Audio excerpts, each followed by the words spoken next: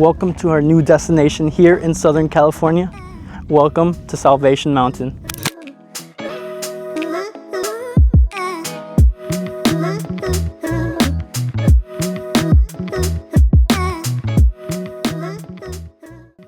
So the artistic, creative, and innovative mind behind Salvation Mountain is because of a man named Leonard Knight.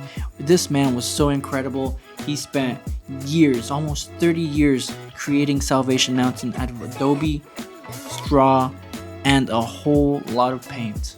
Now that is real dedication.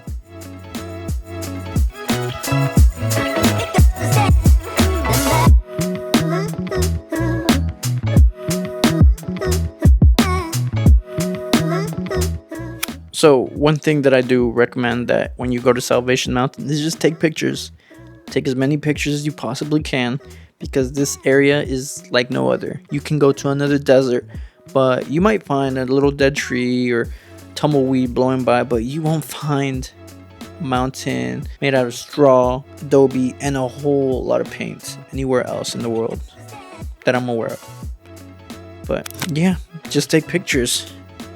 It's really remarkable, it's incredible, and I did take a few myself, and I'm really satisfied with how they came out.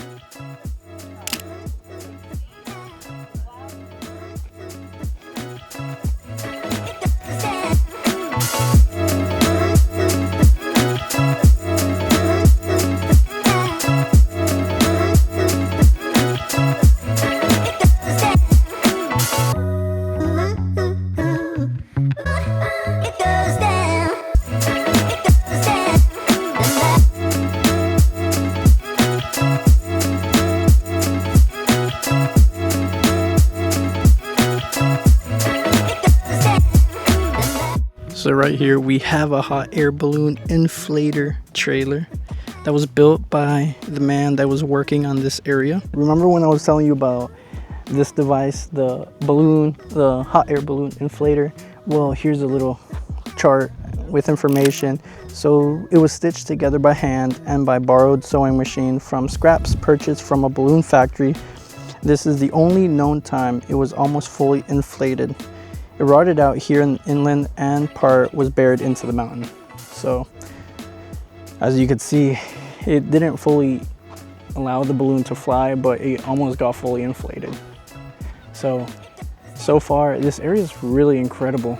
Creativity in hand and just years of hard work by one man. All right, so now let's head to the top, see what there is.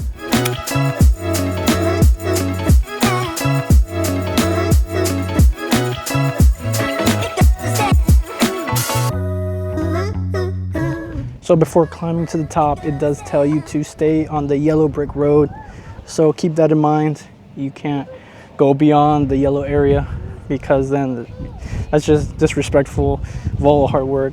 And plus it's for safety reasons, because you fall off this, yeah, you're breaking something or fracturing. Stay on the yellow road.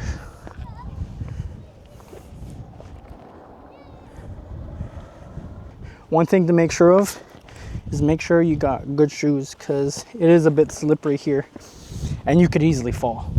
So just make sure of that. But we made it to the top.